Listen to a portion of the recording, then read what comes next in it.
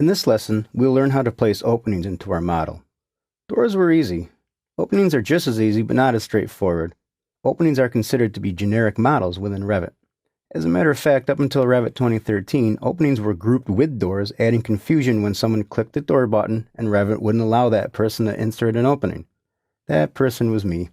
The objective of this lesson is to add a corridor wall in the west wing and place an elliptical opening within the wall.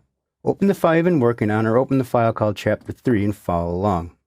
What I'm going to show you is an example of what we're going to put in. It's a nice little wall that's joined to the adjacent walls, and we have an elliptical opening. It's getting pretty fancy, I know. This is what we're going to do in this lesson. The first thing we need to do is place a wall to host a door into. We know darn well that Revit's not going to let us put a door in there unless we have the wall in first. On the Architecture tab, click the Wall button. Let's make sure our wall is basic wall, interior 6 1/8 inch partition, 2 hour. Zoom in on the corner of this wall and pick the point. For once, the wall's in the correct orientation. Scroll out and draw this wall all the way down to this point here. Once the wall's in, hit escape a couple times. The next thing we're going to do is we're going to place a component. On the Architecture tab, click the Component button. We don't want to put a desk in our wall, so what we're going to do is we're going to click on Load Family. We're going to scroll down until we find Openings. Double click on Openings. There's a few openings in here, but what I want to do is grab the bottom one. Passage Opening, Elliptical Arc.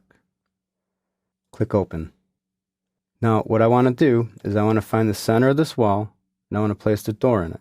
You can see that Revit is going to snap us right to the center, but if it's not, remember you can type SM and force it to the center.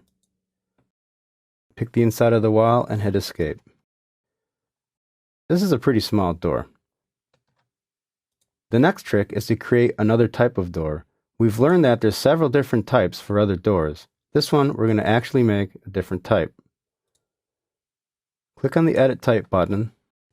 Now that we're in the Edit Type properties, let's click the Duplicate button. This door wants to be 84 inches by 84 inches. We can get rid of the 2. Hit OK. For the width, let's type in 84 inches and hit Enter. Hit OK. Now we have a nice wide opening. Click on the default 3D view in the Quick Access toolbar.